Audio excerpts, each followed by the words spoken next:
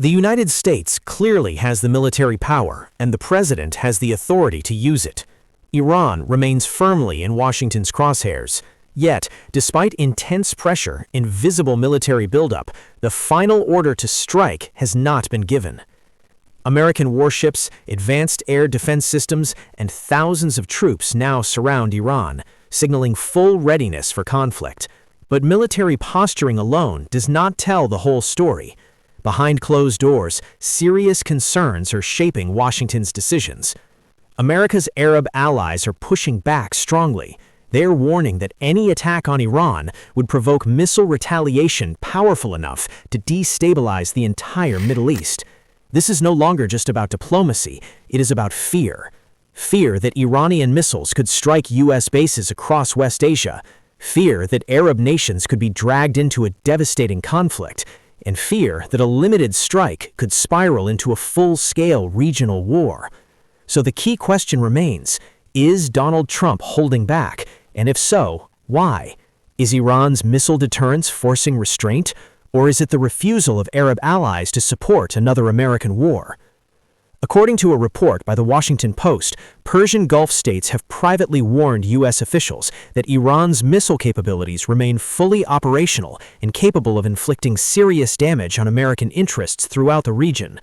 These warnings appear to be influencing Washington's military calculations in a major way. Initially, the Trump administration considered military action as massive protests erupted inside Iran against its ruling system. But since then, the White House seems to have shifted strategy, steering Iran back toward nuclear negotiations rather than open confrontation. Washington continues to demand that Iran shut down its nuclear program, limit missile development, and cut ties with allied armed groups across the region. And Tehran now appears open to talks. Iran's state news agency reports that President Masoud Pezeshkian has ordered the initiation of nuclear discussions with the United States. This comes after Donald Trump expressed hope that diplomacy could prevent military action. Iran's foreign ministry has confirmed that talks are under review. Various points have been exchanged. At this stage, we are reviewing the details of a possible diplomatic process, which we hope will reach a conclusion in the coming days. Iran says a negotiation framework with Washington could be finalized soon, but these talks are unfolding under the shadow of missiles.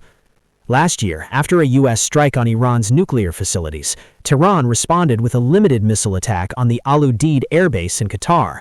That strike caused no casualties and was largely symbolic, but Iran has since warned that any future retaliation would be far more severe. Iran's supreme leader recently warned that a U.S. strike would ignite a regional war. When asked about that warning, Donald Trump responded, "Why wouldn't he say that? Of course he would. But we have the biggest, most powerful ships in the world over there. Very close. Hopefully we make a deal. If not, we'll find out whether he was right." Iran possesses one of the largest short and medium-range missile arsenals in the region. These missiles can strike targets up to 700 kilometers away, putting U.S. bases in Iraq, Kuwait, Bahrain, Qatar, and the UAE within range. The Shahab-3 ballistic missile extends that reach to nearly 2,000 kilometers. According to the Wall Street Journal, Iran maintains mobile launchers, large stockpiles, missile production facilities, and more than a dozen military bases supported by tens of thousands of troops. Experts say Iran likely has more missiles than Gulf states have interceptor missiles, an alarming imbalance. This threat has forced key U.S. allies to step back.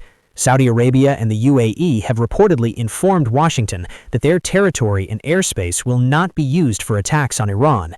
Jordan has also assured Tehran that it will not allow its land or skies to be used for such operations. In response, the Pentagon is reinforcing defenses, deploying additional THAAD and Patriot systems to protect 30,000 to 40,000 American troops across West Asia, alongside naval destroyers already in the region. Despite damage suffered during last year's brief conflict, Iran's short-range missile and anti-ship capabilities remain largely intact. And that brings us back to the